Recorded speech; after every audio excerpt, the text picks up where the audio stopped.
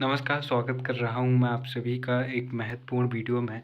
और यह वीडियो ना सीरीज़ के तौर पर चलने वाला है और ना ही इसके कोई भाग यहाँ चैनल में अपलोड होने वाले हैं। ये सिर्फ़ एक समझाने के तरीके से मैं आपको बताने वाला हूँ कि जो इतिहास हमने अलग-अलग माध्यमों से पढ़ा है, हम उसे कैसे शॉर्ट नोट्स के ज़रिए रिवाइज़ कर सकते हैं और एग्ज़ाम के करीब कम समय में अपने पुराने इतिहास को प्राचीन भारत से आधुनिक भारत तक किस तरह से हम बहुत अच्छे से रिवाइज़ कर सकते हैं। इस सीरीज़ के ज़रिए मैं शॉर्टकट तरीके से बहुत अच्छी-अच्छी चीज़ें समझाना चाहता था, परंतु समय का अभाव है और मैं खुद सेट परीक्षा 2026 की तैयारी कर रहा हूँ, तो मैं अपने समय को ज़्यादा ज़ाया नहीं करना चाहता और साथ ही साथ मैं ये भी चाहता हूँ कि आपको वो सब मिले जो आप डिज़र्व करते हो, जो मैं आपको देना चाहता हूँ। बेहतरीन नोट्स जिनके ज़रिए आप एग्ज़ाम को बहुत आसानी से निकाल सकते हैं। बस ज़रूरत है कि भरपूर मेहनत करने की, क्योंकि यहाँ पर मैं शाम के 7 बजने वाले हैं और मैं पूरी मेहनत से लगा हुआ हूँ आपके लिए, आपको अच्छे-अच्छे नोट्स प्रोवाइड कर रहा हूँ। तो मैं उम्मीद करता हूँ कि आप भी भरपूर मेहनत कर रहे होंगे और आप सेट की तैयारी कर रहे हैं या फिर नेट की या फिर आपका जो भी पर्पस हो, आप उसमें कामयाब हों। यहाँ पर मैं आपको बताऊँगा कि किस तरह से आप उन शॉर्ट नोट्स को पढ़ सकते हैं, क्योंकि वे शॉर्ट नोट्स आपको तभी समझ में आएंगे जब आपने थ्योरी को अच्छे तरीके से पढ़ा होगा, क्योंकि बहुत सारी चीज़ें शॉर्ट तरीके से कोड में लिखी होगी और उन्हें समझने के लिए आपको पुरानी चीज़ें याद रहना बहुत ज़्यादा ज़रूरी है। जैसे यहाँ पर हम बात कर रहे हैं संगम साहित्य की। जब आप संगम साहित्य सुनो तो सीधे तौर पर आपके दिमाग में तिथि आना चाहिए 300 ईसा पूर्व से 300 ईस्वी और दक्षिण भारत के वो 4 राज्य, कर्नाटक का दक्षिणी हिस्सा, आंध्र प्रदेश का दक्षिणी हिस्सा, तमिलनाडु और केरल, जहाँ पर चोल, चेर और पांड्य जैसे राजवंशों का शासन था और उनके समय पर लिखा गया जो साहित्य था उसे संगम साहित्य कहा गया। और इस समय जो 3 वंश थे उन्हें संगम काल के वंश कहा गया। तो ये सारी चीज़ें आपको रिवाइज़ आनी चाहिए।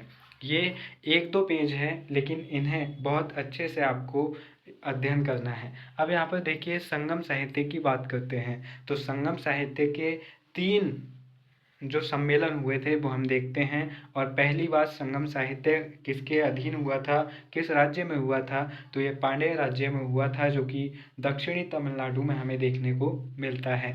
दोस्तों, पांड्य राज्य में संगम साहित्य होता है, लेकिन इंटरेस्टिंग बात यह है कि संगम साहित्य की ज़्यादातर कविताएं चेर राजवंश के राजाओं की प्रशंसा में लिखी गई है। चेर राजवंश कहाँ पर था, तो वह था आज के केरल में। दोस्तों, संगम साहित्य के 3 सम्मेलन होते हैं। 2 सम्मेलन तो मदुरै में होते हैं। मदुरै जो कि पांड्य राज्य की राजधानी थी, और हम पढ़ते भी हैं कि जो कोवलन की पत्नी कन्नगी थी उसने किस तरह से मदुरै शहर को नष्ट कर दिया था। अब यहाँ पर देखिए तेन मदुरा ऋषि अगस्त्य के नेतृत्व में यह सम्मेलन हुआ था। तेन मदुरा में संगम का पहला सम्मेलन, और ऋषि अगस्त्य को दक्षिण भारत में आर्य संस्कृति को ले जाने का श्रेय माना जाता है। और ऋषि अगस्त्य को 8वां गोत्र इन्होंने बनाया था, जहाँ पर इन्होंने आर्यों और अनार्यों को शामिल किया था और दक्षिण भारत में इन्हें बेहद ही सम्मान की दृष्टि से देखा जाता था।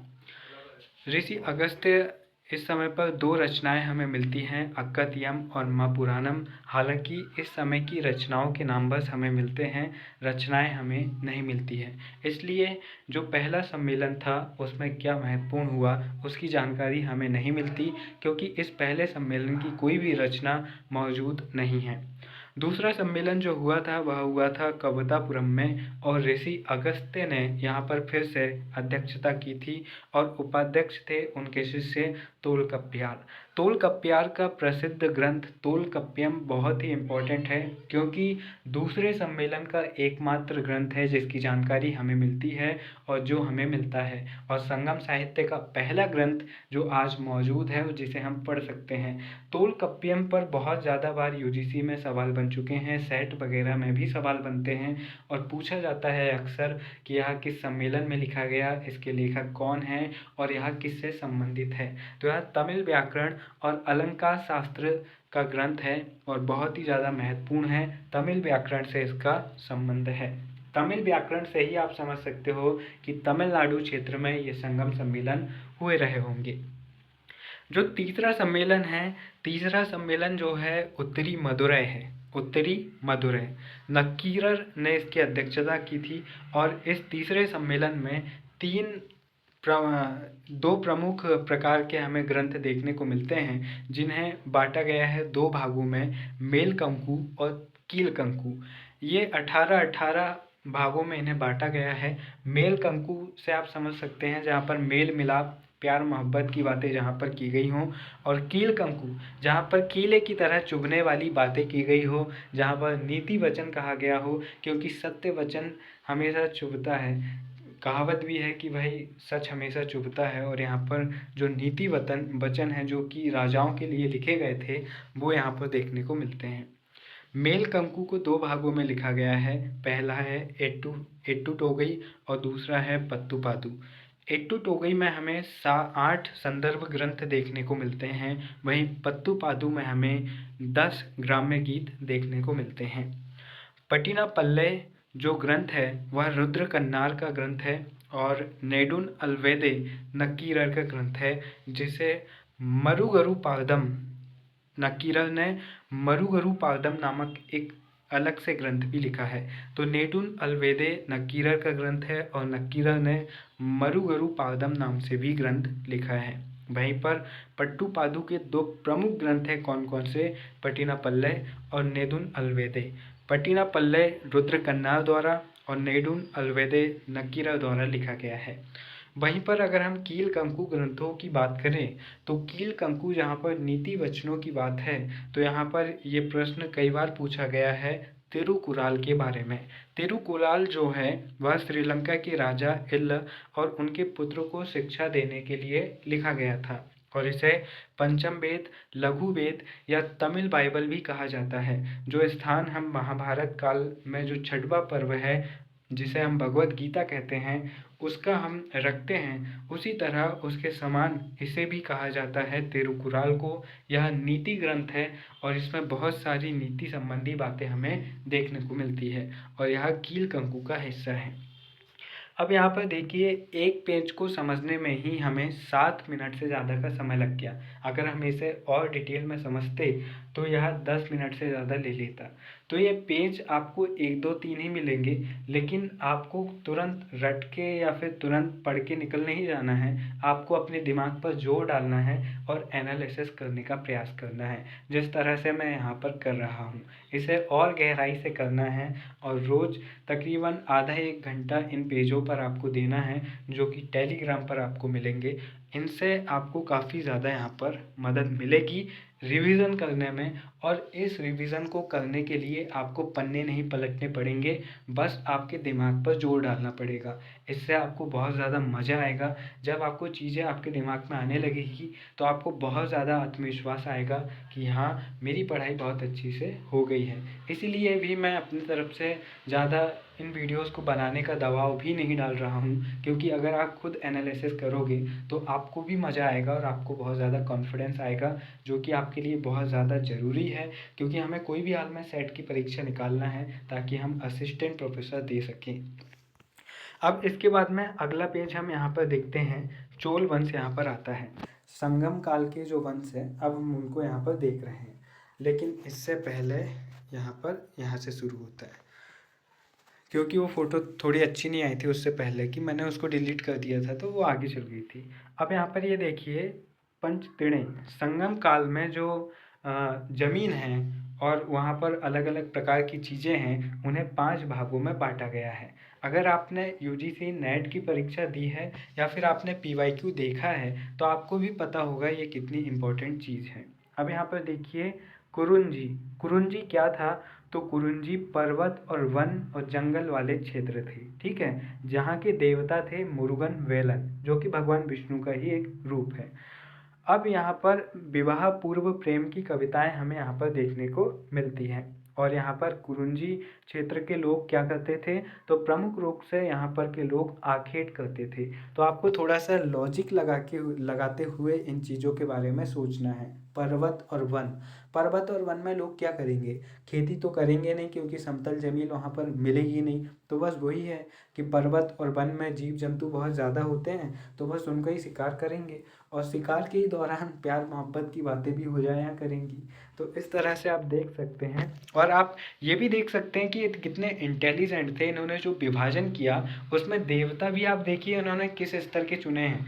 आप यहाँ आगे देखेंगे भगवान विष्णु को आप देखेंगे, वो दूसरे नंबर की सबसे अच्छी भूमि के देवता हैं, और जो इंद्र हैं वो सबसे अच्छी जो भूमि है जहाँ पर सबसे ज़्यादा समृद्धि है वहाँ के वो देवता हैं। तो इससे आपको ये भी पता चल सकता है कि इस समय पर किस देवता का कितना ज़्यादा महत्व था।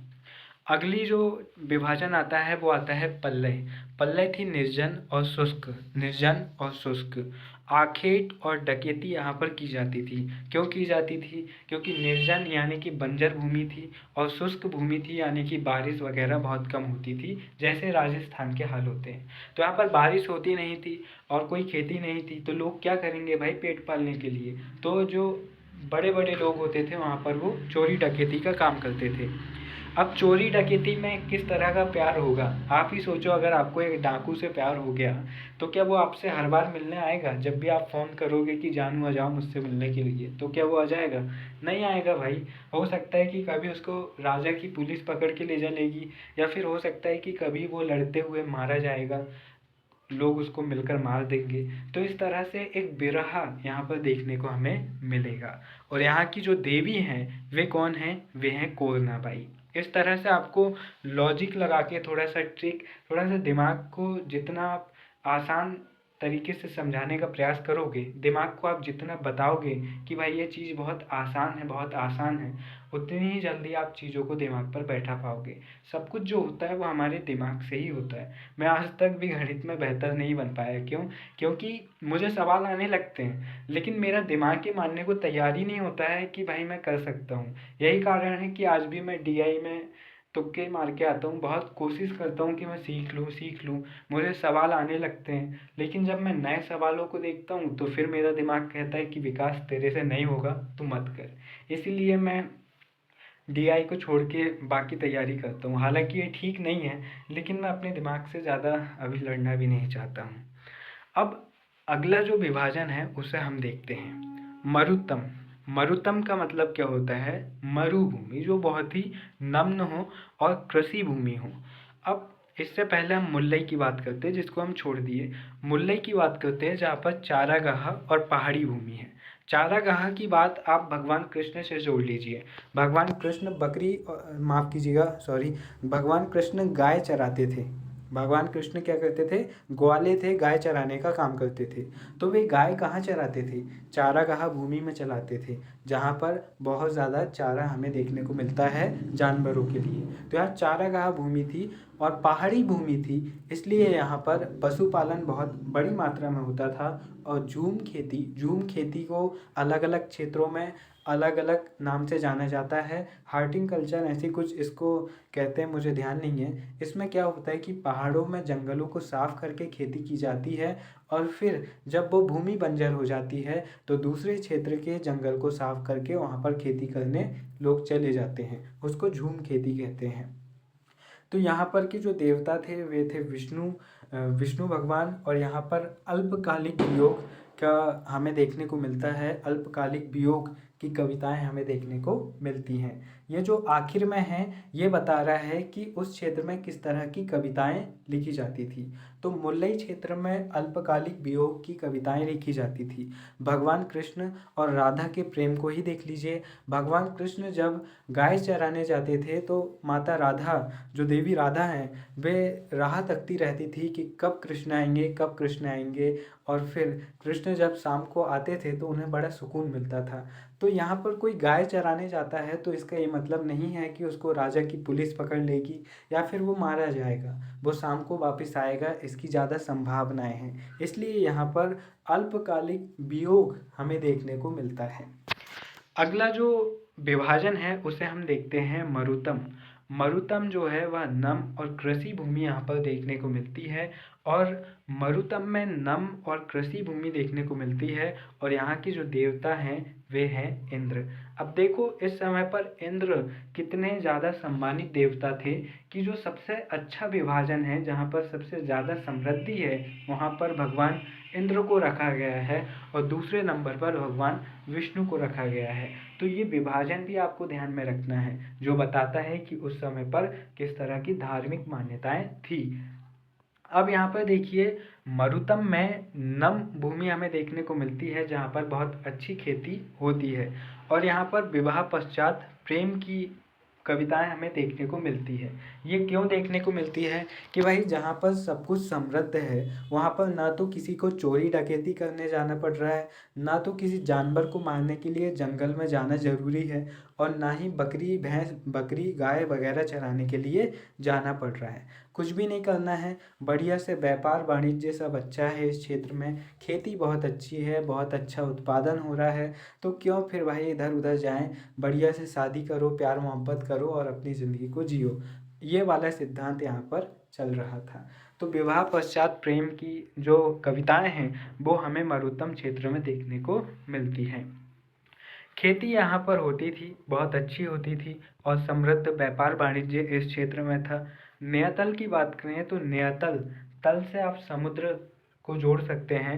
न्यतल जो कि समुद्री भूमि थी और यहाँ पर स्वाभाविक है कि यहाँ पर किस तरह का कार्य किया जाता था, तो आप अंदाज़ा लगा सकते हैं कि यहाँ पर समुद्र में जो जो मछुआरों का काम होता है वो यहाँ के लोग करते थे। मछली पकड़ना या फिर जो समुद्र की अच्छी अच्छी चीज़ें हैं उनको जुटा कर लाना। यहाँ के जो देवता थे वे थे वरुण।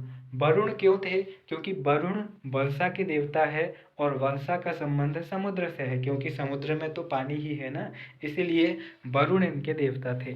और मछुआरों का जो पत्नी वियोग है, मछुआरों की जो पत्नियां हैं उनका वियोग यहाँ की कविताओं में देखने को मिलता है कि मेरे स्वामी मछली पकड़ने गए, अभी तक आए नहीं, अभी अभी पता चला है कि वो जिस मछली को पकड़ रहे थे उसी मछली ने उनको पकड़ ली, अब वो कभी आएंगे नहीं।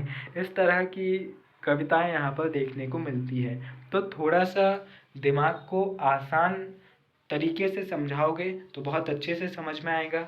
अच्छे से पूरे ठंडे दिमाग से एनालिसिस करना तो आपको बहुत मज़ा आएगा। देखो अब यहाँ पर कुछ चिन्ह भी हम यहाँ पर देखते हैं, कुछ चिन्ह जो अक्सर पूछे जाते हैं। देखो यहाँ पर जो चेर राजवंश है इनका जो चिन्ह था वह था धनुष। चिन्ह का मतलब है जैसे आज हमारे झंडे में किस तरह के कलर हैं और अशोक चक्र है ना, उसी तरह से इनका जो राष्ट्रीय ध्वज होता था उसमें क्या बना होता था, तो चेर का जो झंडा था उसमें धनुष बना होता था, वो उनका चिन्ह था। चेरों की भाषा जो थी, चेरों की जो लिपि थी, जैसे हमारी लिपि देवनागरी है जिसमें अभी आप पढ़ रहे हो, उसी तरह चेरों की लिपि जो थी वह वेत्तेलुत्तु थी। क्या थी? वेत्तेलुत्तु। अब यहाँ पर चेरों की राजधानी जो थी वह थी कारवयूर बांजीपुर। यह किस क्षेत्र में थे? केरल क्षेत्र में, आज के केरल क्षेत्र में। भाई चोलों की बात करें तो इनका जो चिन्ह था वह था बाघ, जो कि आज हमारा राष्ट्रीय पशु है, वह था बाघ इनके झंडे में, उसकी मतलब झंडे में बाघ होता था। और जो चोल थे वो दक्षिणी आंध्र प्रदेश, कर्नाटक का दक्षिणी हिस्सा और तमिलनाडु के उत्तरी हिस्से में इनका शासन था और इनकी जो राजधानी थी तंजावुर इनकी राजधानी थी। आज भी अगर आप देखोगे मैप में तो आपको तंजावुर देखने को मिलेगा। तंजावुर कहाँ मिलेगा? तो आपको ये तमिलनाडु में देखने को मिलेगा। जब आप जो मध्य तमिलनाडु है वहाँ पर आप देखेंगे तो समुद्र के किनारे आपको थोड़े बीच में तंजावुर देखने को मिलेगा, जिसको तंजौर भी हम कहते हैं। और ये तमिलनाडु के मध्य में आपको, ये पूर्वी क्षेत्र में आपको देखने को मिलेगा। तो इस तरह से मैप के जरिए भी आप चीज़ों को आसानी से समझ सकते हैं। अब इसके बाद में हम पांड्यों की बात करें जो कि दक्षिणी तमिलनाडु में थे, तो इनकी राजधानी थी मदुरई। मदुरई भी आपको आज का जो दक्षिणी तमिलनाडु है वहाँ पर आपको दक्षिणी तमिलनाडु में देखने को मिल जाएगा। शिवगंगा नदी, शिवगंगा नाम का एक बहुत फेमस शहर भी इसके आसपास है और मदुरई खुद भी बहुत फेमस है और यहाँ पर इंटरनेशनल एयरपोर्ट भी है। तो इस तरह से आप ध्यान में रख सकते हैं।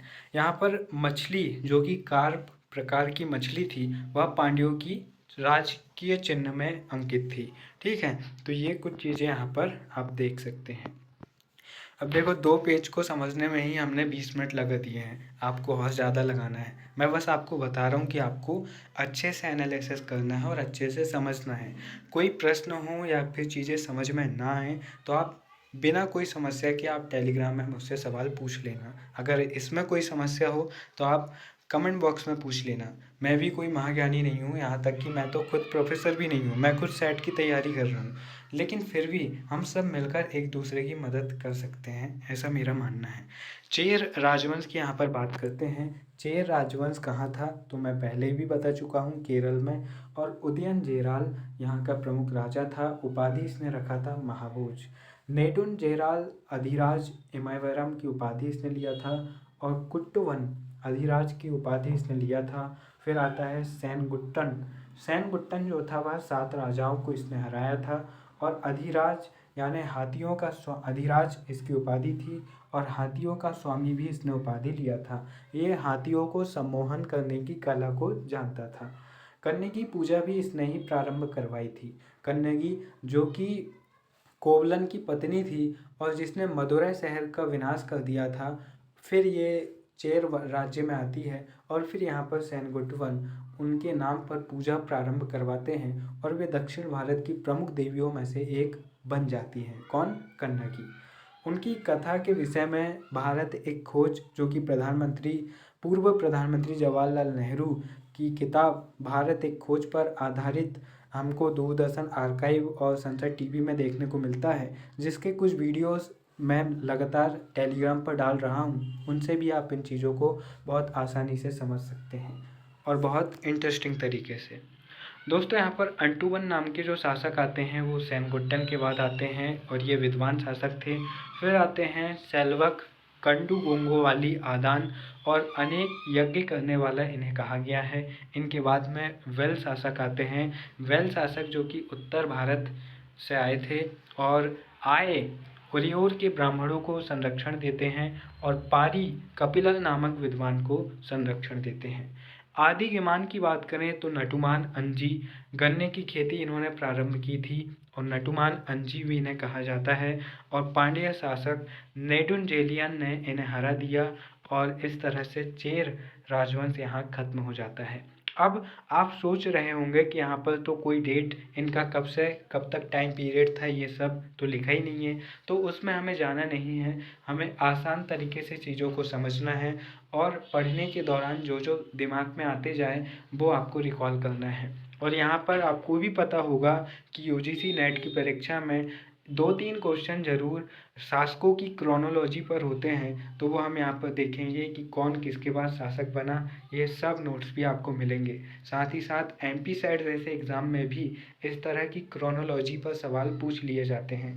क्रोनोलॉजी मतलब कालक्रम कि किसके बाद कौन शासक बना। ठीक है, इस तरह से आप अपने लिए भी नोट्स तैयार कर सकते हैं। अगर आपको लगता है कुछ शॉर्ट नोट्स आप भी तैयार कर सकते हैं।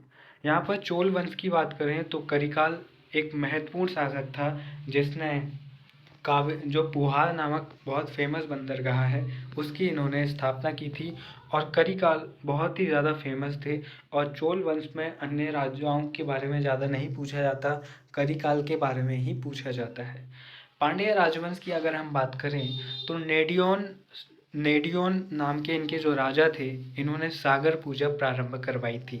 अक्सर इन्हीं चेर चोर पांड्य पर, इनके क्रोनोलॉजी पर, इनके शासकों पर सवाल बनते हैं और उन राजवंशों पर ज़्यादा सवाल बनते हैं जहाँ पर शासकों के नाम थोड़े अजीब हैं, जैसे यहाँ पर हमें देखने को मिल रहा है। या फिर ऐसे राजाओं पर सवाल बनते हैं जहाँ पर कृष्णा प्रथम, कृष्णा द्वितीय, फिर कृष्णा तृतीय, इस तरह के नाम आते हैं जहाँ कंफ्यूज होने की संभावनाएं बढ़ जाती हैं। पांड्य राजवंश में नेडियोन को देखते हैं जो सागर पूजा प्रारंभ करवाते हैं। फिर पलसाय मुट्टुकुडमी महेश्वर के जो बेल बिक्री दानपत्र अभिलेख है इसमें पलसाय मुट्टुकुडमी को महेश्वर उपाधि दी गई है। नेडुंजेलियन की बात करें तो नेडुंजेलियन बहुत ही ज़्यादा फेमस और इस वंश के सबसे ज़्यादा प्रसिद्ध और महान शासक थे। और नेडुंजेलियन ने सीज़र के यहाँ पर, जो ऑगस्टस सीज़र थे, उनके यहाँ पर इन्होंने अपना दूत भेजा था।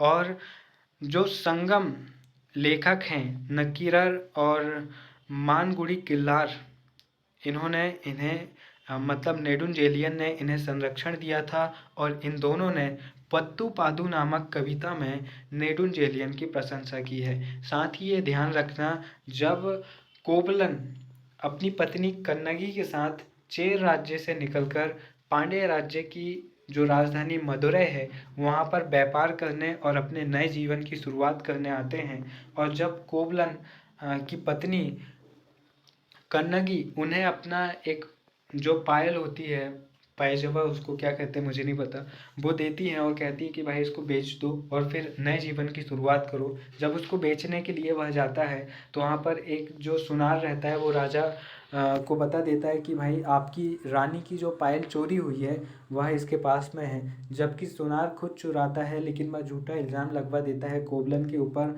और वह पायल भी काफ़ी हद तक रानी की पायल की तरह दिखती है। लेकिन राजा यहाँ पर जांच नहीं करवाते हैं और कोवलन की बातों पर भी विश्वास नहीं करते हैं, और वे बिना कोई जांच पड़ताल के कोवलन को मृत्युदंड दे देते हैं। जब कन्नगी को यह बात पता चलती है तो वह नेडुंजेलियन के पास में जाती है और न्याय की मांग करती है और कहती है कि भाई ये कैसा न्याय आपके पास में है, आप बिना सबूतों के आधार पर आपने मेरे पति को मृत्युदंड कैसे दे दिया। फिर कन्नगी यहाँ पर अपनी एक पायल निकाल कर बताती है और फिर बताती है कि आपकी रानी की पायल अलग है और मेरी पायल अलग है। यहाँ पर कन्नगी गुस्से में आकर पूरे मदुरै शहर को जलाकर नष्ट कर देती हैं, और यहाँ पर वे कहती है कि भाई जो महिलाएं हैं, जो अपंग है, जो बच्चे हैं, उन्हें छोड़कर सब कुछ मदुरै शहर में नष्ट हो जाए, जलकर राख हो जाए। उसके बाद में वे चेर राज्य में जाती है जहाँ पर कन्नगी पूजा आरंभ होती है। अभी मैंने बताया हूँ कि कन्नगी पूजा आरंभ किस शासक ने करवाया। अगर आपको याद है तो आप कमेंट बॉक्स में बताइए। दोस्तों, यहाँ पर कन्नगी की इस तरह से जब कोवलन को फांसी देते हैं नेडुंजेलियन, तो उसके बाद में इन्हें बहुत ही ज़्यादा पछतावा होता है और ये खुद को मृत्युदंड दे देते हैं, क्योंकि ये मानते हैं कि एक राजा के हाथों गलती होना एक बहुत बड़ी गलती है, और ये खुद को मृत्युदंड दे देते हैं और इस पछतावे में आकर ये आत्महत्या कर लेते हैं। इनके बाद में नल्लीकोडम नाम के शासक होते हैं आगे चलकर, जो कि अंतिम शासक होते हैं, और इस तरह से यहाँ पर हमने इन चीज़ों को समझने का प्रयास किया। मैंने आपको संगम काल के ग्रंथ और संगम काल के दौरान प्रमुख 3 राजवंश चेर, चोल, पांड्य जो कि हुए दक्षिण भारत में, इनके बारे में महत्वपूर्ण चीज़ें बताने का प्रयास किया। मैं फिर से बहुत सारी चीज़ें आपको बता दूं जिसके लिए मैं ये वीडियो बना रहा हूँ। आपको ये नोट्स और आगे जो भी महत्वपूर्ण नोट्स हैं वो टेलीग्राम चैनल पर मिल जाएंगे। आप सेट 2026 की या फिर जून 2026 नेट की तैयारी कर रहे हों, या फिर आप कभी भी इस वीडियो को देख रहे हों, तो ध्यान रखिए मेरी इस बात का। आप इसके बाद टेलीग्राम पर जाइएगा जहाँ पर आपको इस वीडियो के नीचे से नोट्स शुरू होंगे, जो कि हर दिन आपको नए नोट्स मिलेंगे।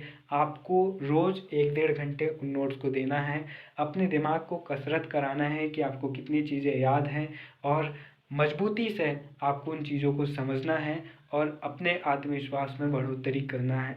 मुझे उम्मीद है कि आप चीज़ों को समझेंगे, रोज़ अच्छे से पढ़ेंगे ताकि हम सेट एग्ज़ाम को निकाल सकें। फिर मिलेंगे, तब तक के लिए नमस्कार, जय हिंद।